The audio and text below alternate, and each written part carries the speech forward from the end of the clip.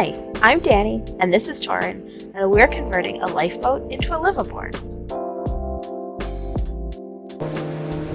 After spending a few days on the docks at Royal Victoria Yacht Club, we had already examined the inside, checked out some of the very strange provisions that we had been left by BC Ferries, and had booked our first haul out. We planned to haul out for a month and try and get as much done as we could before we came back in the water.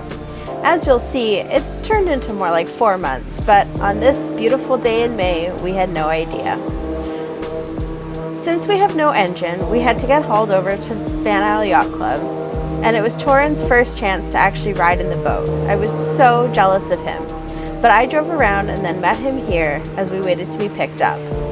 Van Isle has a pretty cool system. They don't use a crane like some yacht clubs. Instead, they use this huge remote-controlled, hydraulic, magical lifting thing to pluck you out of the water and drive you to your spot.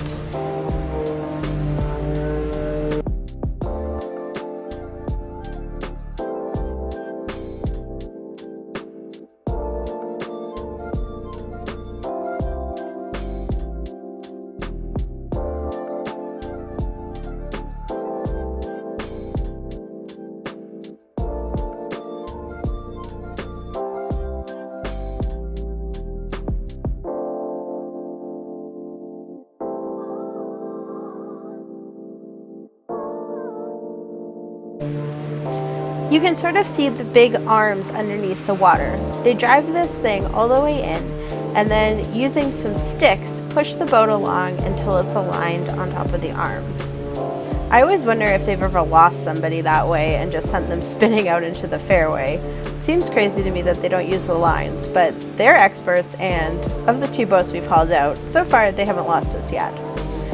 Now that Luya is up on the 2 little arms, they're going to use the remote control to inflate or raise the hydraulics. I'm not really sure, but in a second she comes out of the water, and for us it was the first time that we'd seen her hull.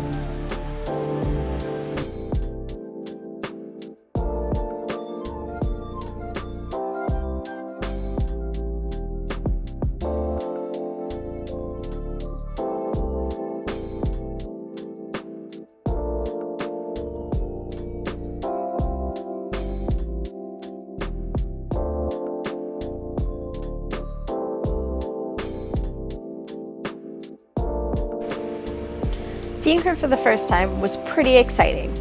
We had pretty well guessed what her hull was going to look like, but we actually hadn't seen it before and didn't exactly know what the draft would be like, how wide she would be, or what else we might find.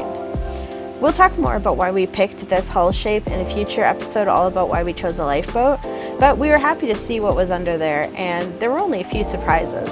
One of them you can barely see in this video, but there's a little metal handrail that runs all down the length of both sides of the hull.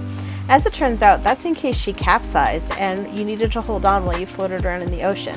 No, thank you.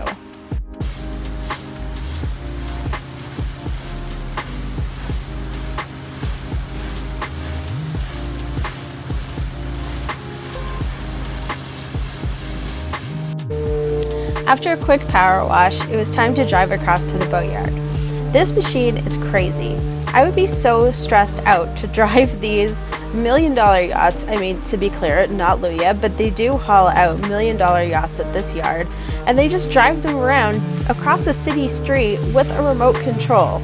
I'd be so worried about dropping a boat off the side, and I can't even bring myself to ask if that's ever happened before.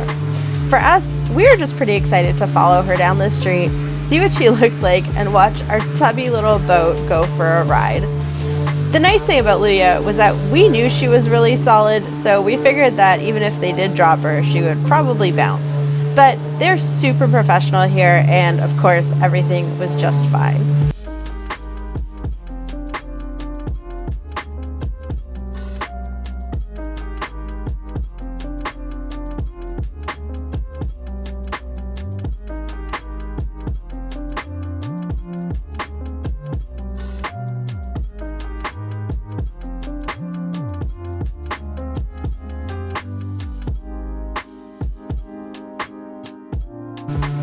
Once in our spot, the final thing to do was put the jack stands underneath.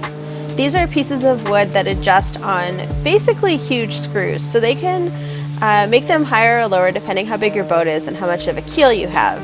They can also make it so that it's a little bit easier to work on the bottom, because there's nothing worse than truly groveling underneath. So by putting it up to where the black rubber is about 10 feet off the ground, they gave us a pretty nice height to work with for the next few months.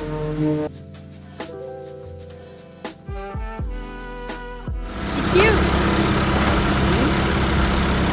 We should get Grandpa to take a picture of us standing in front of her. You could just hear me say we should get Grandpa to take a photo of us, and we did.